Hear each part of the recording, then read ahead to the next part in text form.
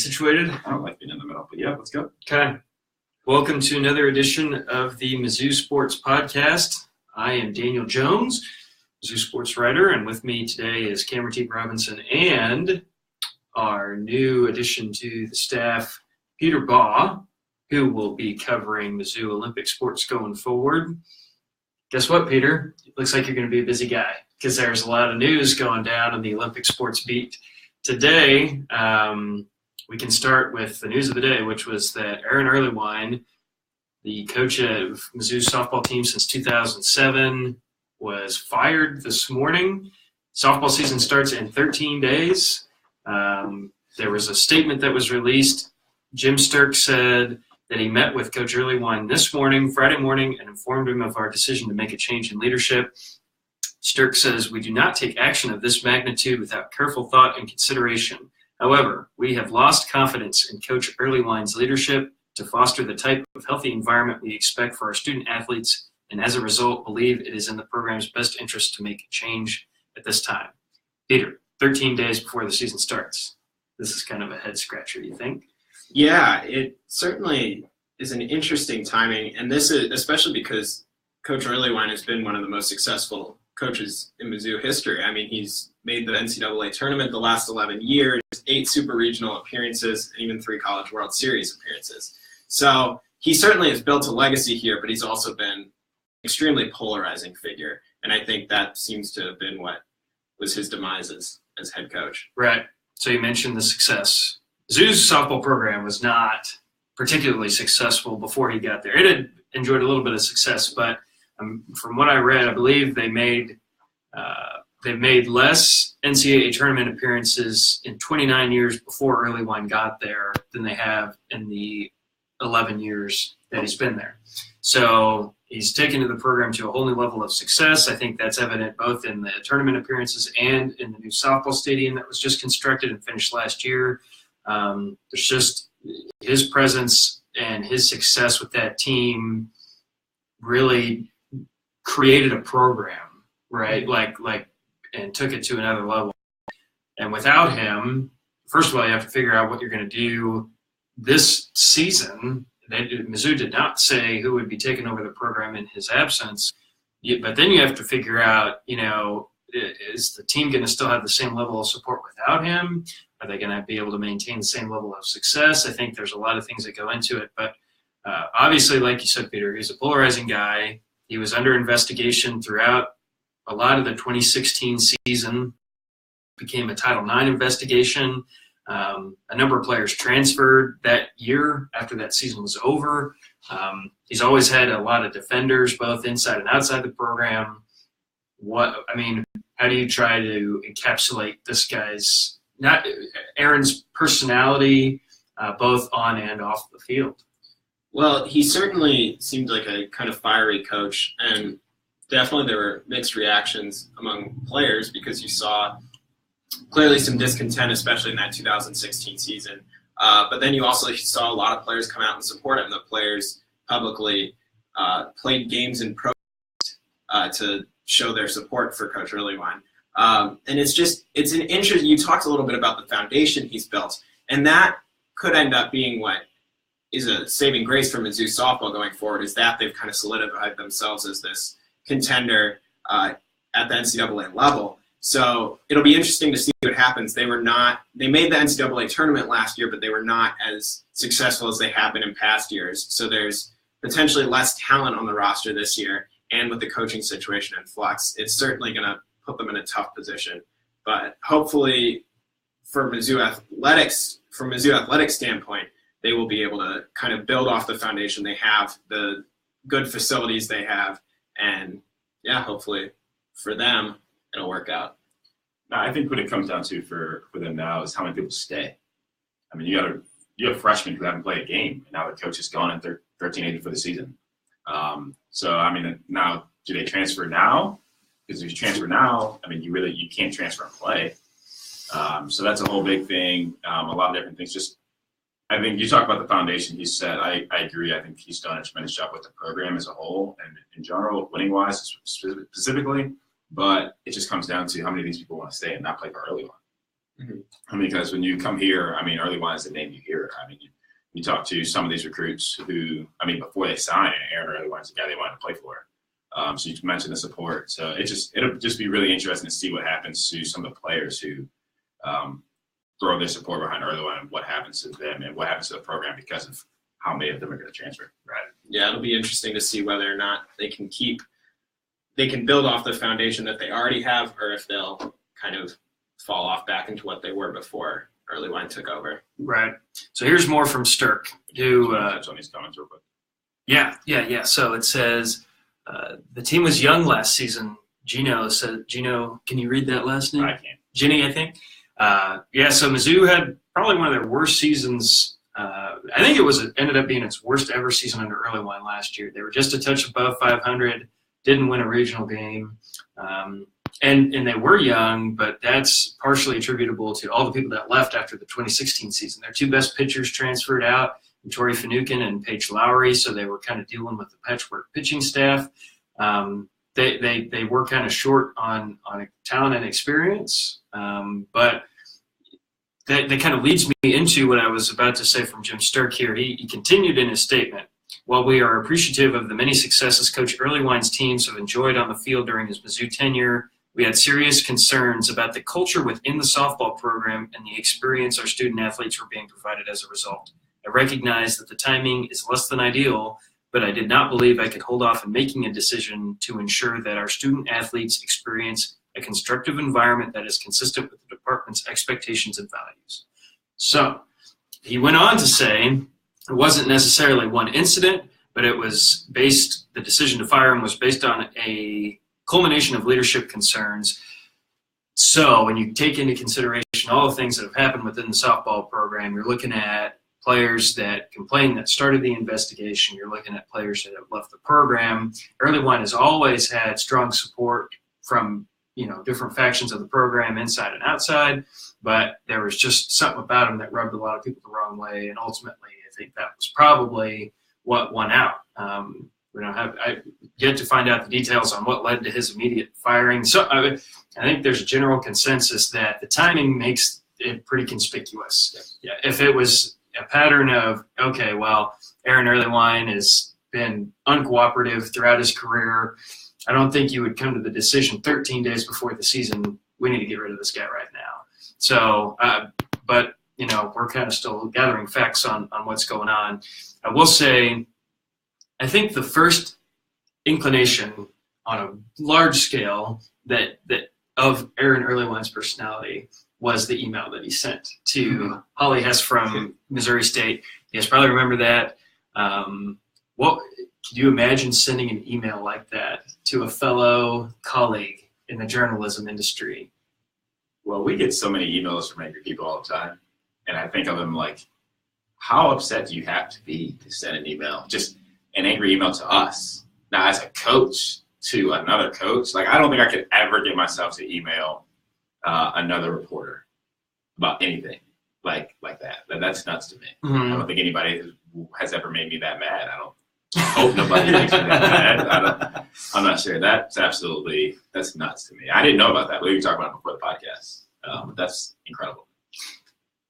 Yeah, and it definitely reflects a certain level of temper that Ehren Earleywine possessed. Right. For those who are unfamiliar with exactly what we're talking about, 2 years ago, Mizzou beat Missouri State, and the coach of Missouri State declined to renew the series or continue the series with Missouri. And so Ehren Earleywine responded to the coach, Holly Hess, with an email, or Hesse maybe, Hesse, with an email that said she was scared to get her bleep whooped yet again, and that she deserved credit for keeping her job despite being horse bleep for so long. I think it's funny when you say horse bleep. We got to keep it a family. Yeah, exactly. So we do have another comment from Tramel Rags, one of our featured contributors. Is there any coach on the staff that has head coach experience and could step in right away to lead the team? Peter, do you know? Well, I was actually just looking at that. Currently there are 2 assistant coaches listed on the roster. Earleywine's already been removed. There's Adam Lalonde, who has been with the team for 2 years, but it appears he's been around softball for a little bit. And then Gina Fogg, who's been with the team for, I think, 4 or 5 years. She played at Missouri. And so she's currently she's listed as an assistant coach along with Earleywine. So, or along with the other guy.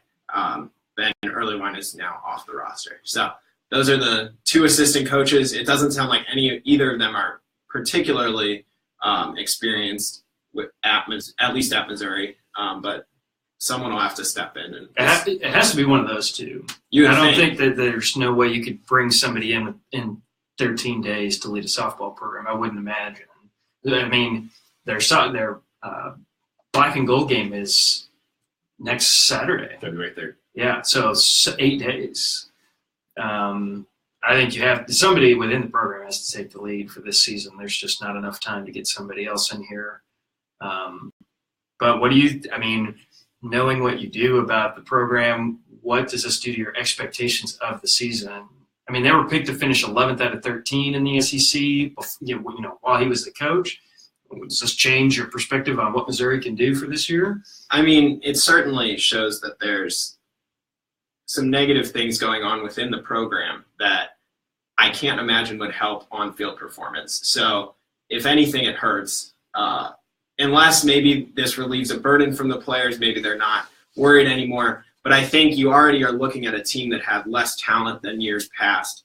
And they had one player, Reagan Nash, was named to the All-SEC preseason team. She had a good season last year. But you have to wonder exactly how they're going to perform now that they don't have their coach. And probably no super solidified coach to take his place. Yeah. So it'll put them in an interesting spot. They'll have to show some serious resilience, and we'll see if they can do that. I think Kim brought up a good point too. You don't know what players are going to leave. Imagine some, maybe not the whole team, but some players, I would imagine will leave. Will not want to be here if Earleywine is not here. Not only was he the face of the program, he was the personality of the program. I mean, that softball program became who Ehren Earleywine is. And it rubbed some people the wrong way, but it was also, I think for a lot of players, the program that they wanted to be a part of, where they knew they could go there, get coached hard, would have a certain amount of success. And, that was why they were there, was because of him. So I imagine that there will be a lot of players, more than a couple, that decide they don't want to be at Missouri without Earleywine there. So how fast that happens may also have an impact on what happens for this season. But all we can do is kind of wait and see and try to get more information as we can. So any other thoughts on the softball program? No. Oh, okay. No. I mean, this really just came out of nowhere. I don't want to say nowhere because obviously Earleywine has had problems in the past, but it's just like we said before, the timing is just absolutely nuts. Mm-hmm. And then the thing becomes, Peter, you mentioned that, the distraction of Coach Earleywine being there. So they're going to have to name an interim coach. I can't imagine they get a new head coach in 13 days. So they're going to have to name an interim coach. There's no way Stark names him the full-time head coach during the season. You're going to have. I think you're going to have that distraction anyway, either way. Whether Earleywine is still here or whether you have an interim coach. And like you said before, I easily believe something happened. You don't do this 13 days before a season unless something happened. Mm-hmm. Unless somebody came to you with another complaint or there were multiple complaints that he hadn't changed. So it's just, the timing is just really nuts. Yeah. So I'm going to pass this microphone back today. So we'll kind of come back to that probably next week. Yeah. Thank you for narrating exactly how that went down. You had the microphone in your hand, and then you decided, I think I've pretty much said all that I need to say. No one else said anything, so I was like, you can have this back. Yeah. Okay, so earlier this week, it was a rough week for Mizzou basketball, both for the men and the women. The men lost 91-73 to Auburn at home on Wednesday night. Then the women go on the road to Georgia, lose 62-50 last night. Neither team, you could look at Mizzou, the men's loss to Auburn as a failure of the defense to allow 91 points. But I think also in that game, it was a fast-moving game. The offense didn't really get moving very well. For the women, 50 points, lowest amount of points that they put up in a game all season. and it gets a lot tougher from here. You have South Carolina on Sunday and then Mississippi State on Thursday, both top 10 teams and last year's national championship game participants. So the men tomorrow play Mississippi State. What do you see in that matchup? A lot of defense. I mean, Mississippi State's they're not going to score very well. I mean, they shoot legitimately 29% from three, which is nuts to me. But they are one of the better defensive teams in the country in terms of scoring defense, field goal percentage defense, defensive efficiency, block percentage. I was just doing this right now. Like, it's incredible, the list of defensive statistics they finished in the top 20 in. Yeah. So that's what they're going to do. Missouri struggled offensively the last few games. Texas A&M was their worst game of the season offensively. Although they scored 73 points against Auburn, it wasn't great. 20 turnovers. It was just an up and down game. So they had to at least score 70 just because of how many possessions they had. So it's interesting to see what happens. I think Missouri's in a better spot. I don't think Missouri's defense is as bad as 91 points.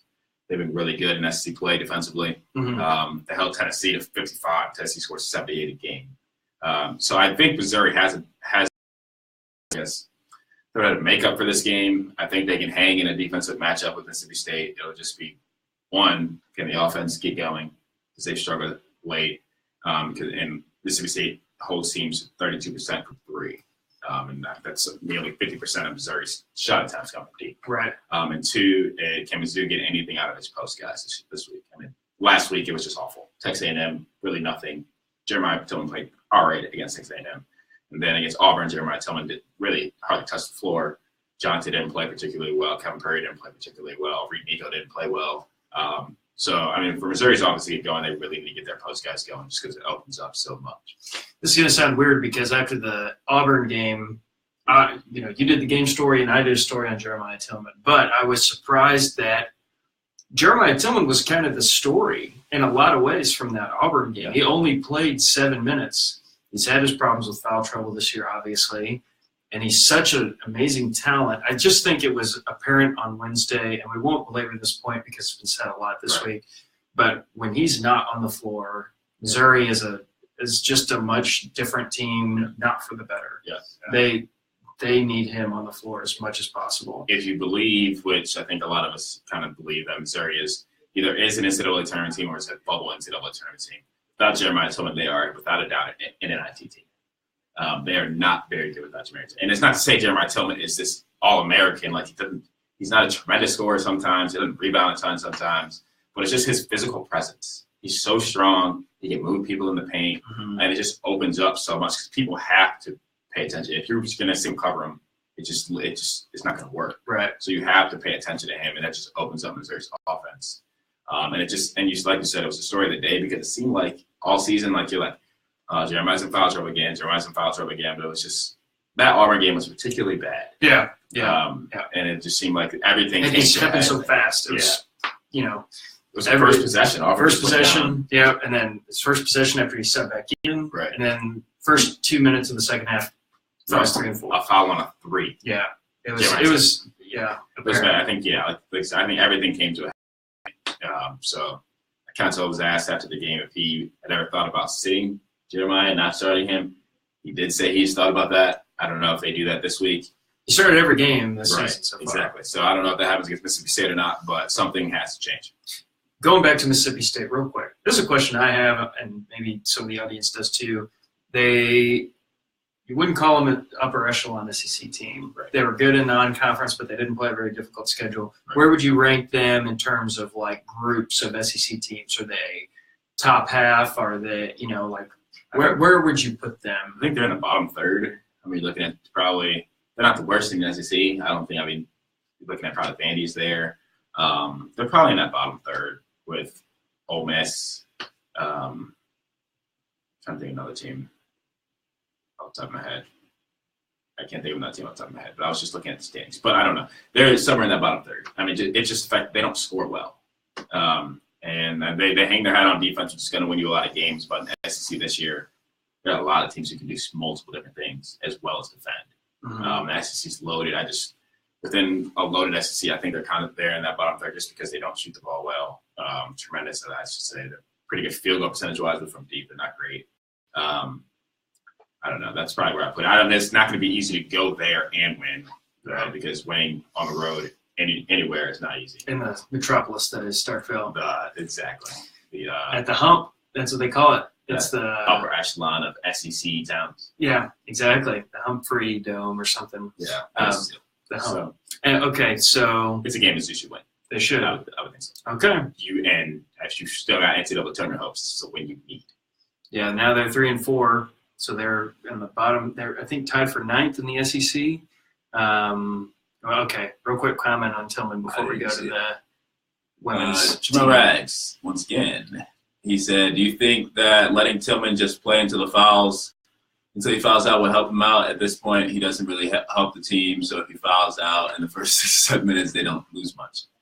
No, because I think like you're talking about like Jeremiah. If he's in foul trouble, sure, it doesn't help. But Missouri's not deep. They're not deep enough to play 30 minutes without Jeremiah Tillman. And I think as you saw that against Auburn. I mean, you mentioned it in your story that even in the games he's had foul trouble and he still played about 20 minutes. The Auburn game was just particularly bad because it happened so quick. I don't think Missouri's deep enough to play 30 minutes if Jeremiah Tillman just fouled out in the first 6 minutes. But that means you're playing Reed Nico for 30 minutes. And nothing against Reed Nico, but he's just not talented enough to play 30 minutes like that. He's not Jeremiah Tillman. He just doesn't have the presence. And team, you don't have to account for him offensively in the post. You have to kind of. It's a tough thing for that coaching staff. You have to monitor it, but you can't just. I don't think you can just leave him in. I don't know. Maybe you leave him in until he picks up 3, yeah. And if he does that early, in the first 10 minutes, then you kind of roll the dice. Yeah. But I don't know. I don't know how you handle that as a coach. I mean, you kind of have to do the math a little bit. You have to trust that if you leave him in there, that he won't make the mistakes. If you take him out immediately, then I mean, this is the point that coaches make all the time. That the coaches equate fouls to playing time. It doesn't work like that. Yeah. John Calipari did it after the tournament last year, said his players didn't get to play because they got in foul trouble. Well, they didn't play because you took them off the floor. Right, exactly. That if you pick up 3 fouls, you don't automatically have to go to the bench. Right, the rest of the saying goes down. Yeah, and that's what Don Staley said about Asia Wilson. She said, when does the best player in the country ever play 15 minutes a game? Right. Well, you're the one who took her off the floor. Whether or not the fouls are fair or not, you're the one that took her off the floor.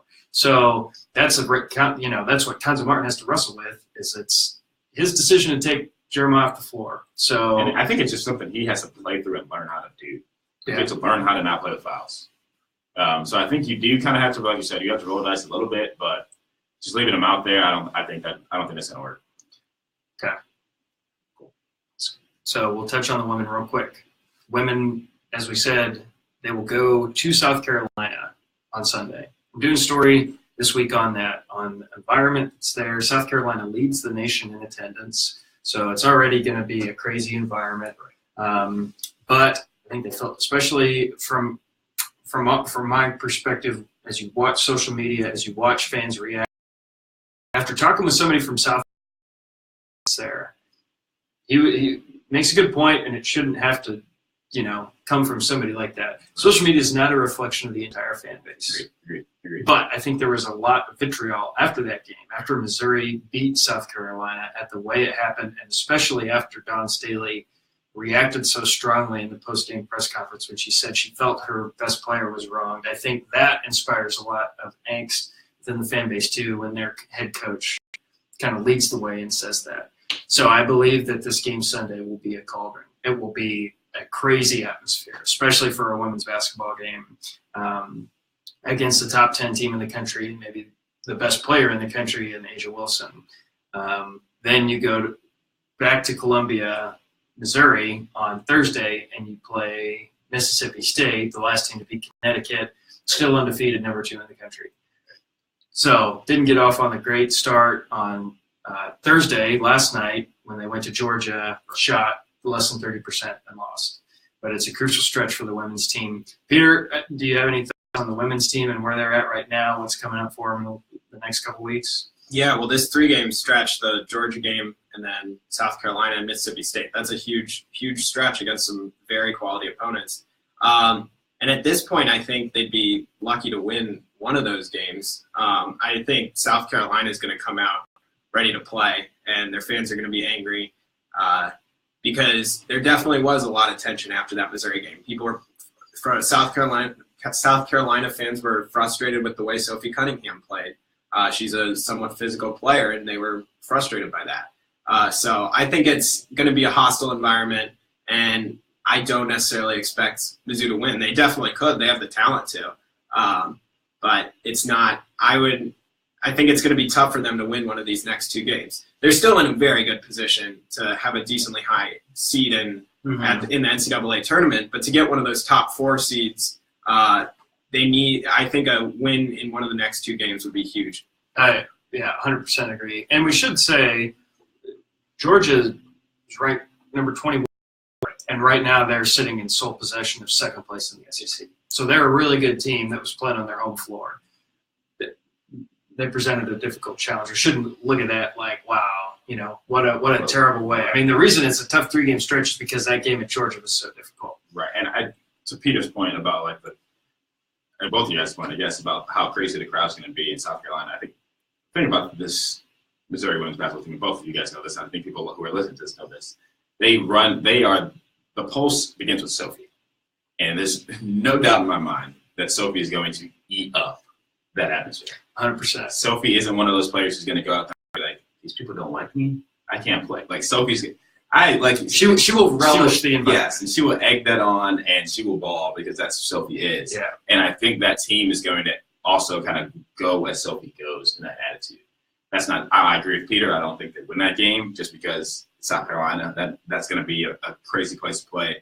But I don't think they're going to go down there and be flat, especially after the Georgia game. I don't think Robin lets that happen, and I don't think Sophie lets that happen. I agree. I think that is a team that is built to respond to criticism, like you said, because that's kind of who Sophie is.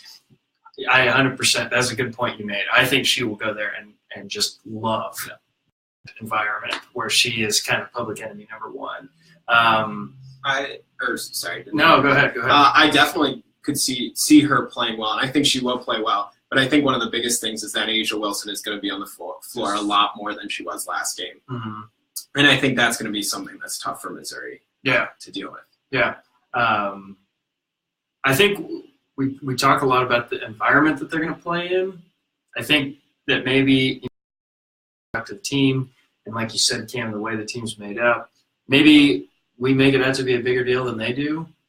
That's probably true. I think it'll be unique. It'll be a unique environment, but at the same time, whether it has an impact on the game, we'll kind of wait and see. I think, like you said, A'ja Wilson playing is going to be a huge impact on the game, bigger than the crowd. But I don't know. I think one thing that happened in that game here at Mizzou a couple weeks ago, whatever Missouri did, however the way they played, the fact that A'ja Wilson wasn't on the floor, I don't know.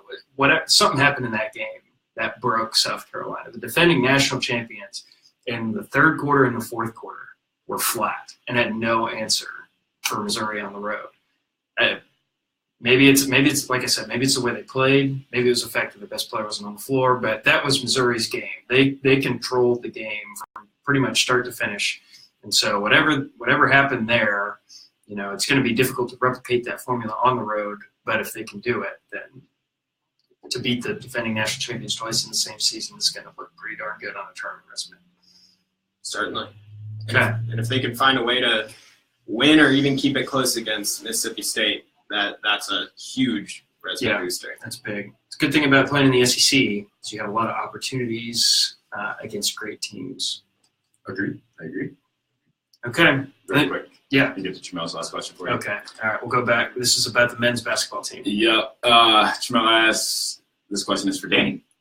Outside of Tillman, who does this team need to step up the most? So let's just step up in the post. Michael Porter, maybe? Yeah. I don't know. If he let's talk about, okay, so we'll talk about the people that are actually on the team right now that are playing. I think Cassius has done all that he can, I think his three-point shooting is what has led this team to success at the beginning of the year. And when I think about this team and what they do and what's different about them from last year, I mean, Jeremiah Tillman with his foul trouble and the way he plays, he comes and goes. He can be dominant, but he's not the guy who's going to be there every night getting a ton of touches. Jonte Porter, same way, 18-year-old kid out there. He's had flashes. He's been really good. The biggest difference between last year's team that won 8 games and this year's team that we're talking about going to the NCAA tournament is Cassius Robertson and Jordan Barnett. So I think you look at Cassius Robertson, he's the guy. Like he is the force that's leading this team. He needs to be the guy that continues to lead it until the end. I agree. Cassius is doing literally everything. I think he's doing everything he can. He's handling the ball, taking his shots when they come. I think he's off. His shot's off a little bit, but I think we're right pretty much on the same page as Cassius. I think he has to be the guy to lead this team. I think I would say. I imagine he's the voice in the locker room. And the question is, who needs to step up? I don't think you can ask Cassius to do much more than he's doing, but I think when he's hitting shots and hitting threes, that's when Missouri's at its best. I agree. I do. To Cassius' point, though, I do think Jordan Barnett has to be more aggressive. I do think he has to find a way to make an impact on the game for 40 minutes. Yeah, you can't have a Texas A&M situation where he says, "I don't think my head was in there." Yeah, that can't happen anymore. Right. And you see him in flashes at different points of the game, at different points of the year, but he has to be there for all 40 minutes if this team's going to be successful this season. One more from Tramel. I like this one. We can end on this one. This will be our last question. Oh, boy. It says, this is all, as we said, also from Tramel. For Peter, what is the ideal score that the gymnastics team would like to hit each week? Well, so you see the last week they were in the 196s, which is, I think, a very good spot for them. Their average is currently around 17th in the country, which is pretty good. That's what they finished ranked last year. And I think if they're in that 196 range, they're gonna be in good shape. You don't want to have what they were against Auburn when they were 194. So I think as long as they're around 196, that's what you want. What point margin do you want to be around to win your fantasy gymnastics matchup? To win my fantasy gymnastics matchup, I need to be in the 197s. That's competitive. Oh, it's a competitive world. It's tough. Yeah, I made some great draft picks. Fantasy gymnastics, you should check it out. We should clarify. This is not a game that's played for money. No. Not a game that's played for money, but fantasy gymnastics. Sometime we'll have you do a story or kind of inform. Basically, can you give us the 5-second description of what we're talking about? I mean, it's just like fantasy football. You just draft gymnasts and you set up your lineup, and then it's whoever plays best wins. And it was developed by an MIT grad who did gymnastics, and she pretty much runs it all. So that's something to check out. There you go. Okay. Peter's our resident gymnastics expert, and going forward, he will be our resident expert on all things Mizzou Olympic sports. So make sure you tune in to him on Twitter and read his work. Also covered the Mizzou football team this year, so his name might ring a bell in that way. But for everything else, for Mizzou basketball, follow Cameron Teague-Robinson on Twitter at CJ_Teague, and me for, I don't know, whatever else you might have. Do we need to read this last comment? Tramel, we'll give you. Thank you for participating in what the guy wearing the glasses. What does Terrence Phillips need to do in order to get off Pine? Can you answer the quickly? Well, one, you know my name. That's rude. 2, I just has take control of the ball, play defense without fouling. It's pretty much it. Can't turn the ball over, can't foul on defense. Just every time he gets on the floor, it seems like that happens. That sounds easy. Yeah, easy enough. You say it like that. Yeah. That sounds easy. Jordan Geist does it. Yeah. If Jordan Geist can do it, I mean, maybe we shouldn't say that. That kind of disrespect Jordan Geist. Here. Yeah, but there you go. That's your answer. Sweet. That's what he has to do. Fair enough. We'll see if that happens or not. Okay. Next week we'll talk more about Mizzou basketball. Maybe we'll have some softball news, and I don't know. I think that's all that's going on right now. We'll try to have Peter back again for Olympic sports updates. Read all our work in the newspaper or at ColumbiaTribune.com. Thanks for tuning in, and we'll catch you next week.